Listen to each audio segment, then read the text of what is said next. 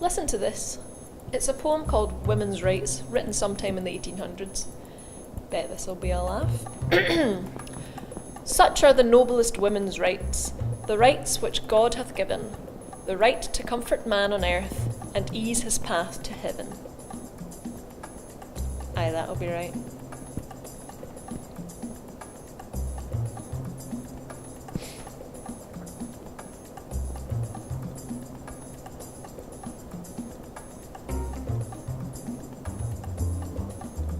Welcome to my series, A History of Women in Inverclyde, where we're going to discover the defiant, the strong, and the possibly illegal parts of our feminine past.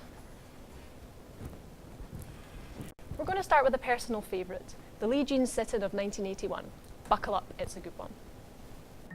Our story opens on February 5th, 1981. Helen Monaghan makes her way to a managerial meeting in the Lee Jeans factory in Inverclyde. Helen is the shop steward, and she represents the interests of her more than 240 female co-workers. The workers watch intently as she heads there, for they all know of the special preparations. However, Helen was told in the meeting what she feared, that the factory was to close and all work was to move to Northern Ireland. Helen proposes job sharing. No, they said. A 3-day work week? No, they said. So she leaves the meeting, and the eyes of her co-workers are eagerly awaiting a signal that is swiftly given. The workers of this factory are not so easily bought out, so they grab the chairs and barricade themselves in the factory. With that, the sit-in begun. To explain some context, unemployment in Scotland was rife at this time, and Inverclyde was hit particularly hard. With an unemployment rate of 25% compared to the Scotland average of 13%, this meant these jobs were make it or break it for the lives of these women and their families, and boy, they were going to fight for it. The goal of the sit-in was simple: wait it out for a few days, stop management access to the factory, and force their hand into starting negotiations. No violence, no antics, dialogue was the aim of the game. It's worth pointing out that although it was mainly women in the sit-in, there was a small contingent of men that maintained the machinery. They stayed throughout the whole sit-in doing their part. However, as planned as the sit-in was, it wasn't planned far enough. With no food or supplies in place, on the first night, locked in the factory, the workers began to get hungry. Two of them actually climbed out of the skylight and shimmied down the drain pipe. They went and bought 240 fish suppers and cleared Aldo's of his whole supply. He actually drove them all back to the factory to help out. Top chap.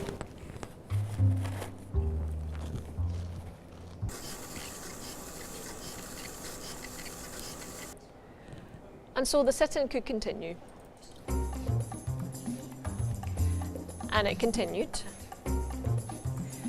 And it continued. And it continued. What was intended as a few days sit-in turned into weeks, turned into months. For 7 whole months, the workers of the Lee Jeans factory held their ground. For 7 whole months, they refused to be moved.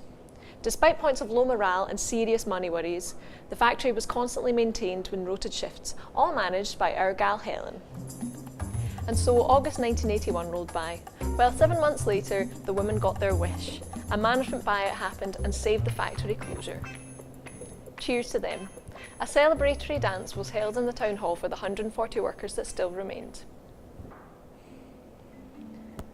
Unfortunately, things don't always work out. Sadly, the factory only survived a few short years before being sold off for good. But despite all of this, the sit-in is a true testament to the strength and unity. Power to them, I say.